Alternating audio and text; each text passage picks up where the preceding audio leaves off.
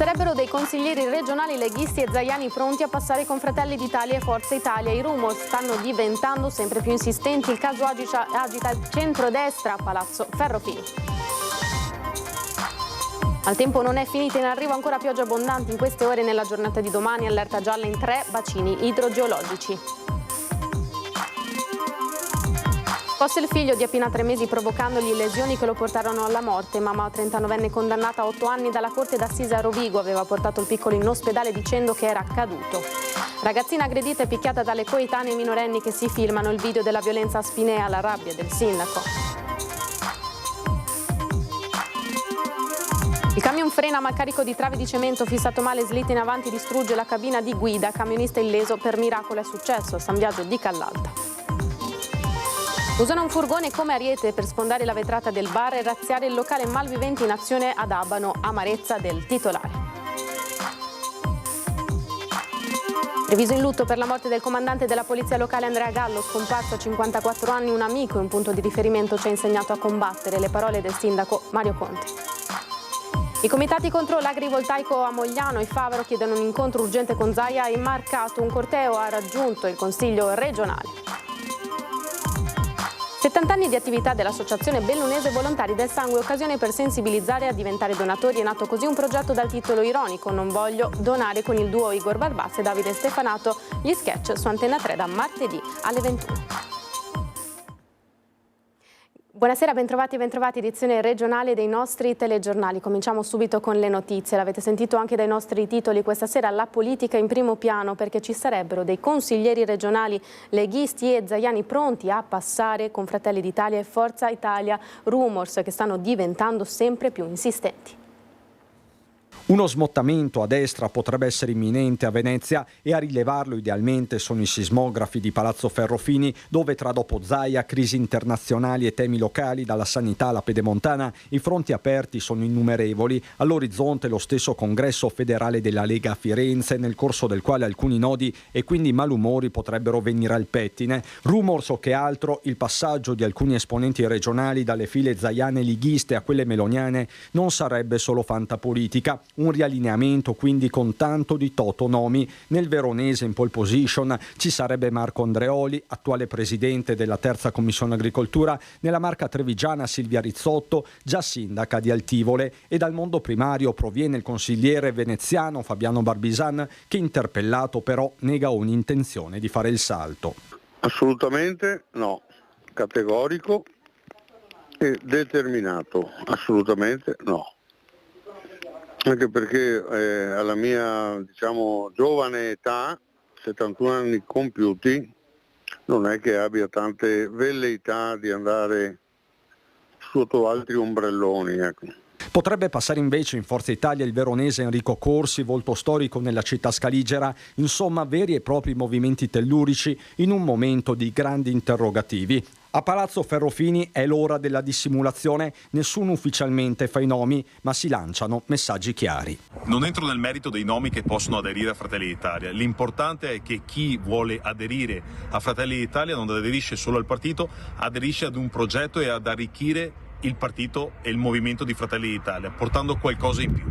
Quindi da parte nostra, insomma, braccia aperte a chi può portare un valore aggiunto al gruppo per un progetto futuro che guardi non solo ai prossimi 5 anni di Consiglio regionale con un governatore di Fratelli d'Italia, ma addirittura ai prossimi 10 anni per un governatore di Fratelli d'Italia. E si preannuncia un sabato blindato per la città di Padova. Il corteo di Casa Pound in Corso Milano a partire dalle 16, il presidio del centro sociale Pedro a Palazzo Moroni nel pomeriggio e un corteo di CGIL, ANPI e altre sigle e associazioni che partirà da Piazza Antenore alle 20 e poi sfilerà per le vie del centro fino all'Easton.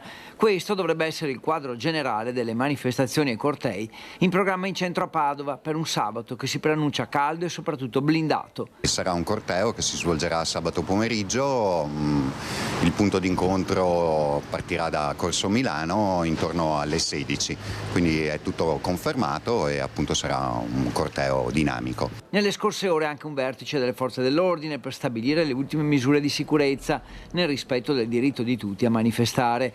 Casa Pound annuncia di avere l'autorizzazione formale nonostante qualcuno dubitasse. Le contromanifestazioni antifasciste che prendono spunto dall'annuncio del corteo di Casa Pound non impensieriscono il movimento di destra. Il corteo è autorizzato, quindi non capisco chi scriva il contrario. Se non ci fa alcun tipo di effetto, noi marceremo e sfileremo nel pomeriggio, questi signori manifesteranno invece la sera. Il corteo di Casa Pound, lo ricordiamo, nasce in risposta all'aggressione di un mese fa a un banchetto per la raccolta firme in Prato della Valle ad opera di alcuni attivisti del centro sociale Pedro, poi identificati e denunciati dalla questura. Chiunque segua le manifestazioni di Casa Pound sa che non ci sono mai, come si può dire, momenti di tensione o problemi di ordine pubblico, sono delle manifestazioni sempre molto ordinate. Una donna di 39 anni è stata condannata ad 8 anni di reclusione dalla Corte d'Assise del Tribunale di Rovigo con l'aggiunta dell'interdizione della sospensione della responsabilità genitoriale. Era accusata di omicidio preterintenzionale aggravato in seguito alla morte del figlio di 3 mesi avvenuta il 25 agosto del 2023 al reparto di terapia intensiva dell'ospedale di Padova, dove era arrivato 10 giorni prima con l'elicottero dei soccorsi. Nell'immediatezza dei fatti la donna disse che era caduto dal letto. Un video shock, ora ancora la cronaca della violenta aggressione subita da una studentessa minorenne di Spinea.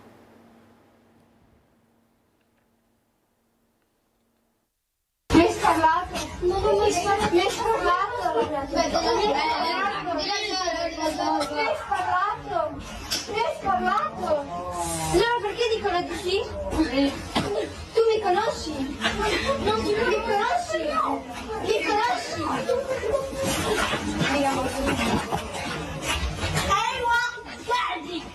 È il video shock del pestaggio della studentessa minorenne di Spinea da parte del branco di coetanee, composto da 4 compagni di scuola con una quinta fuori campo che filma il tutto col telefonino.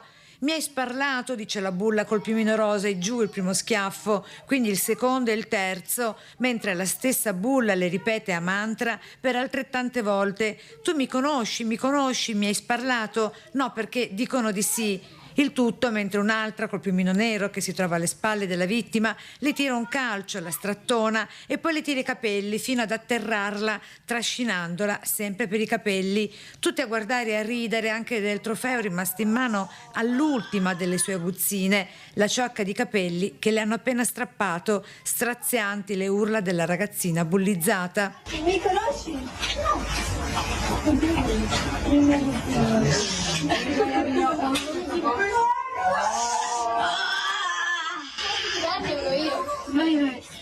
Ridono della violenza commessa, tutte tranne lei, la vittima, che ora sta in silenzio, impaurita, sola, senza nessuno a sostenerla, a darle conforto di più, ad aiutarla, anzi, dalla brutale aggressione seguono pure le minacce sussurrate. Non dire nulla, non denunciare, altrimenti la prossima volta sarà ancora peggio, le intimano. Ascoltami bene. Ascoltami bene. Se mi arriva una denuncia per uno sciopero,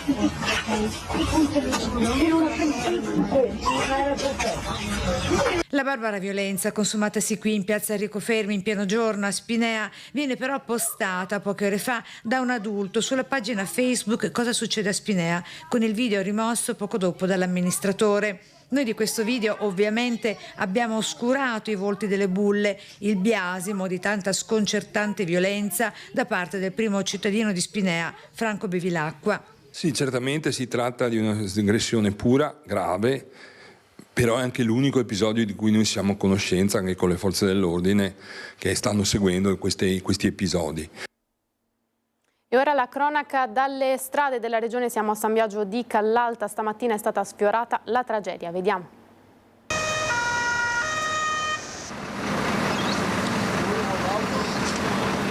28 tonnellate di tralici cemento, ovviamente caricate sopra un mezzo che ha la sua massa primaria e un carico da 44 tonnellate massima completa. Ecco, ma questi tralici poi hanno perforato anche la cabina, cosa è successo? No, sono traslati in avanti completamente e il colpo stesso ha tranciato la cabina di netto del camion. Per fortuna non sono entrati in cabina, hanno dato il colpo e per fortuna i giunti della cabina si sono tranciati, altrimenti saremmo qui a parlare di altri problemi, perché veramente l'autista altrimenti staremo qui parlando di una persona che non c'è più. È la cronaca di una tragedia sfiorata, quella che si è registrata sulla Postumia poco dopo l'ora di pranzo, con un mezzo pesante che ha perso il suo carico sull'asfalto. Alla guida un 58enne trevigiano, da 10 anni dipendente della Man Group, azienda di San Biagio di Callalta, che da qui dista qualche centinaio di metri.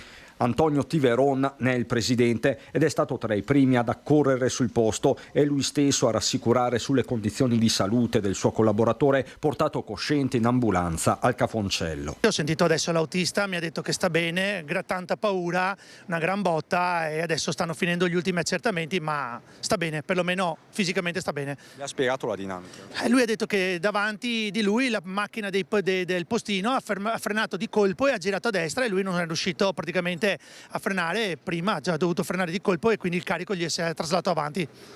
E infatti mi ha chiesto: è ancora lì la macchina del postino? Ho detto sì, guarda, adesso qua ci sono il comandante dei vigili che lo sta intervistando. Sul posto, accanto a polizia locale, carabinieri e anche i vigili del fuoco, a loro con l'autogru è toccato il delicato compito di sgomberare la carreggiata e mettere in sicurezza l'area. Traffico deviato sulle laterali, con la situazione rientrata nella normalità solo nel primo pomeriggio. Siamo ora ad Abano Terme. Un furgone è stato usato come ariete per sfondare la vetrina di un bar tabaccheria in centro. Direi bellissimo risveglio stamattina, un giorno così me lo ricorderò a vita. 30 anni che sono qua, non è mai successo una del genere. Questa è un doppio vetro antisfondamento, ti dico, 30 anni che sono qua non è mai successo niente, però c'è sempre la prima volta. Usa l'ironia la titolare del Jockey's Bar di Abano Terme, ma non nasconde lo sconforto per il colpo che i malviventi hanno messo a segno nel suo locale. Un boato fortissimo alle 5 ha scosso la notte di Abano Terme. Qui in centro un furgoncino usato come ariete è stato lanciato contro la vetrina del bar che vedete alle mie spalle. Le telecamere di videosorveglianza hanno immortalato l'azione, 3 minuti che sono bastati per rubare gratta e vinci e un cambiamonete. In 3 minuti fanno la spaccata e il danno lo fa in 1 minuto, e in tutto in 3 minuti portano via quello che vogliono, insomma, portato via poco perché appunto il tempo era quello che ha, però sono riusciti lo stesso. Il locale si trova in via Previtale, vicino al centro del comune termale e nelle vicinanze dell'osteria Cacio e Pepe, dove 2 anni fa esplose una bombola del gas distruggendo il locale. Il bottino è ancora da quantificare, ma è sicuramente inferiore ai danni che la struttura del locale ha subito. Sul posto sono intervenuti subito i carabinieri della locale stazione, ma i malviventi erano già scappati facendo perdere le proprie tracce. Gli inquirenti ora si concentrano sugli occhi elettronici che controllano la zona per identificare i banditi. Resta tanta amarezza. Esatto, sì, soprattutto quella, perché dopo 16 ore al giorno specchiamo la schiena a lavorare, che ho anche mal di schiena stamattina. Immagino. E come ci si difende, signore? Niente, adesso spero di essere un po', che le assicurazioni mi vengano incontro, se no non saprei come fare. Treviso in lutto per la morte a soli 54 anni di Andrea Gallo, comandante della polizia locale. I funerali si terranno martedì a Ceggia. Con lui perdo un amico, dice il sindaco Mario Conte, che lo ricorda come un vero combattente.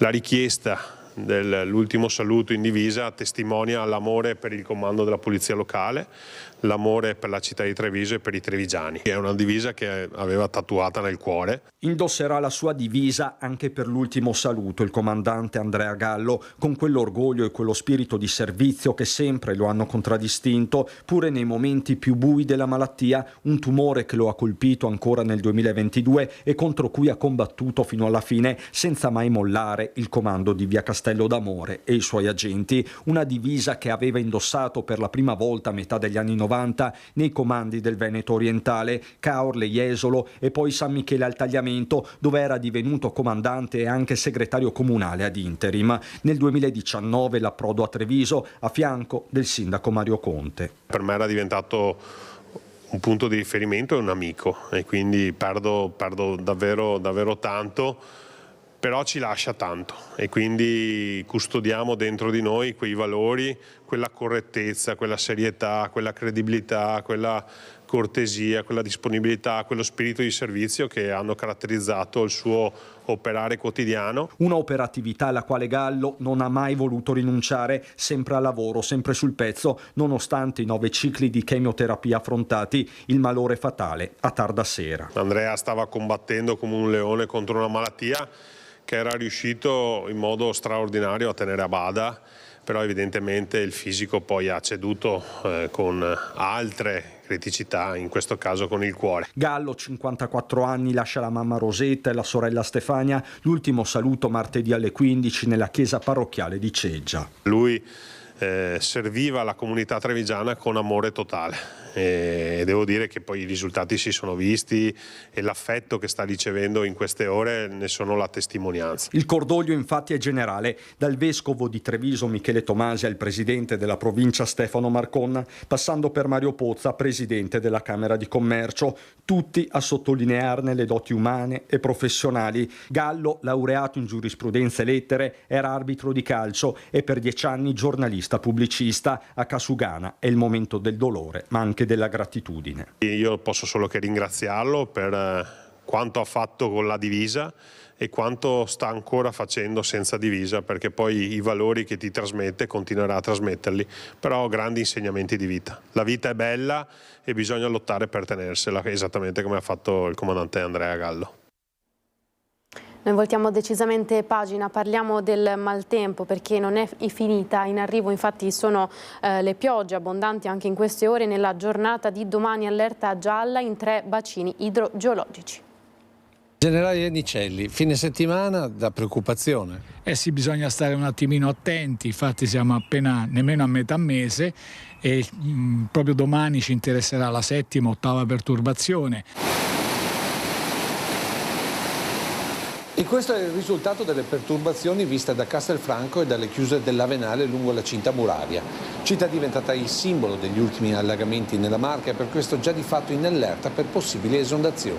Qui per Castelfranco avete già provveduto ai sacchetti? Sì, a Castelfranco abbiamo dei sacchetti a deposito, abbiamo 3 depositi dei sacchetti dislocati anche nella città in modo tale da agevolare le persone che avessero bisogno il loro utilizzo. A Castelfranco Veneto molti privati cittadini si sono dotati di paratoie proprie in modo tale da mettere in sicurezza i propri beni e questo è positivo. Del resto il segno lasciato sulle sponde del canale lungo le mura testimonia come l'acqua sia arrivata a livelli di guardia prima che l'impianto delle paratie venisse attivato. Lo stiamo testando, non è a pieno regime, l'ipotesi progettuale è che scarichi 3.500 litri al secondo e quindi 3,5 metri cubi, è una portata importante, sempre questo nella possibilità che il Muson sia in grado di ricevere e che non ci siano piene concomitanti. Un deflusso importante e preventivo, approfittando delle schiarite momentanee, pur considerando che il bollettino regionale indica l'unica situazione di attenzione con fascia gialla per tutto il corso del Brenta e Bacchiglione e per il Po e Basso Adige. Comunque la previsione per il fine settimana è di precipitazioni intense. Anche abbondanti saranno domani, a fine giornata potremo parlare anche di 35-40 mm di pioggia che insomma bisogna controllare con attenzione. 4 centimetri d'acqua per metro quadro che in territori altamente cementificati o con un terreno già ampiamente bagnato e che non riceve possono creare più di qualche problema per piani terra e soprattutto interrati. Piogge in pianura e neve in montagna, ma solo sopra i 2000 metri. La situazione migliorerà domenica, rimanendo a giorni alterni per tutta la prossima settimana. Infine attenzione al maltempo, ma anche al termometro, soprattutto per gemme e piante in fiore. E martedì è previsto un rasserenamento durante la notte, quindi tra la notte tra martedì e mercoledì, quindi le prime ore di mercoledì, potremmo avere questo sotto zero anche in pianura. Comitati contro l'agrivoltaico, un corteo ha raggiunto anche il Consiglio regionale. Se doveste installare decine di migliaia di pannelli fotovoltaici in un'area già fortemente cementificata, come tra i comuni di Venezia e Mogliano, scegliereste delle aree già edificate e magari abbandonate in attesa di riqualificazione o degli spazi verdi ad uso agricolo? Per quanto incredibile, in Veneto si sta scegliendo la seconda ipotesi e per l'ennesima volta i comitati di Casolaro e Via d'Azeglio hanno sfilato in protesta fino al Consiglio regionale. I comuni sono contrari praticamente tutti e anche gran parte dei consiglieri regionali. perché li abbiamo intervistati, lo sappiamo, perché sentono la gente e quindi a questo punto è Zaia che deve darsi una svegliata. Nel veneziano i campi agrivoltaici non li vogliono i cittadini, non li vuole la città metropolitana e il comune di Venezia e non li vuole nemmeno la municipalità di Favaro Veneto. A Favaro è previsto un'area di agrifotovoltaico a Cassolaro e un'altra area di agrifotovoltaico nell'area della RAI a Campalto e un'altra area probabilmente anche a Tessera nelle aree della Save. Solo a Cassolaro, uno degli ultimi grandi spazi verdi dell'entroterra veneziano, si progettano pannelli agrivoltaici per 18 ettari di terreno agricolo, una superficie equivalente a 25 campi da calcio. È ridicolo che si facciano queste operazioni. A Mogliano, nonostante la contrarietà di comune e residenti, la Regione Veneto ha dato il via libera all'installazione di 13.500 pannelli fotovoltaici tra via Cavalleggeri e via Bianchi, in un'area verde di quasi 9 ettari. La questione è ora al vaglio del TAR. Di pannelli fotovoltaici in via d'Azeglio a Marocco se ne vogliono mettere ancora di più, 17.850 in un'area di 5 ettari e mezzo all'interno di una superficie agricola di 17 ettari. Che in Regione ci sia un certo imbarazzo anche tra i consiglieri di maggioranza è evidente. Mi ricordo che durante la nona legislatura passò, mi sembra, un progetto di fotovoltaico a Verona per l'aula consigliare della Regione Veneto e mi ricordo che non solo uscii io, ma uscirono anche più di qualche consigliere della maggioranza di centrodestra. In ogni caso, quando il corteo arriva a Palazzo Ferrofini, di politici non ce ne sono. Venerdì non è prevista attività in consiglio e i rappresentanti dei comitati non possono che far protocollare una richiesta d'incontro. Noi abbiamo presentato un documento al Consiglio regionale che chiede un incontro con Zaia e con l'assessore Marcato. Continuiamo a chiedere udienza a loro direttamente, perché loro devono venire a vedere i territori. Il problema non è le energie rinnovabili o meno, il problema è dove installare questi impianti. Siccome solo la Regione Veneto ha 1187 siti già degradati. 70 anni di attività dell'Associazione Bellunese Volontari del Sangue, occasione per sensibilizzare a diventare donatori. Sono in ritardo? No, lei non è in ritardo, insomma, voglio dire... Arrivo prima? No, nel senso mi permetto... Alle 7 domani sono qua? No, non è questione di orario. 6:30? Non è questione di orario, è questione di capire se la sua età, quindi non è un discorso di orario, è proprio che lei quanti anni ha, mi scusi, perché sa che c'è un limite per il quale... 54.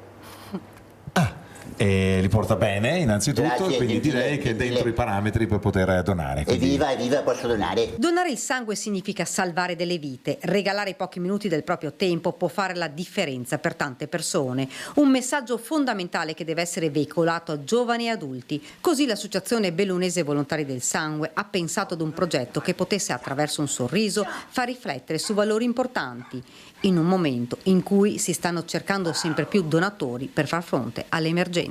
Noi abbiamo istituito ancora 20 anni fa un ufficio del chiamata che è il nostro fiore all'occhiello, per cui gestiamo assolutamente telefonicamente, concordiamo l'appuntamento di tutti i nostri donatori attivi e per attivi intendiamo i donatori che possono effettivamente donare il sangue, a meno che non abbiano delle sospensioni temporanee. Quindi riusciamo ad essere efficaci ed efficienti per il servizio trasfusionale di riferimento, quindi l'ospedale hub di Belluno. Tant'è che i nostri 6.200 donatori, per esempio l'anno scorso, hanno fatto più di 9.200 donazioni tra sangue intero e plasma. L'associazione ha dunque pensato di lanciare un progetto per sensibilizzare la gente alla donazione del sangue. Serviva un medico e serviva un personaggio, un attore che fosse in grado di interpretare ben 33 personaggi. La scelta è stata molto difficile e alla fine ho detto vabbè, faccio io il medico e tu fai... Se faccio gli altri 33 personaggi. Serviva un medico affascinante, bello, una bella voce, una bella personalità ed eravamo molto indecisi su chi potesse farlo. Poi la scelta è caduta casualmente su di lui. Igor Barbazza e Davide Stefanato, attraverso degli sketch comici, lanciano dei messaggi importanti. Quando compariranno i sigilli alla fine di ogni questo timbro che noi mettiamo, dicendo che se hai un certo età puoi donare, ci sono molti messaggi che noi diamo. Dunque dal 21 marzo ogni giorno su Antenna 3, pillole con il sorriso per ricordare il valore del dono. E con questo è tutto, grazie per essere stati in nostra compagnia a tutti, l'augurio di una buona serata, arrivederci. Italia.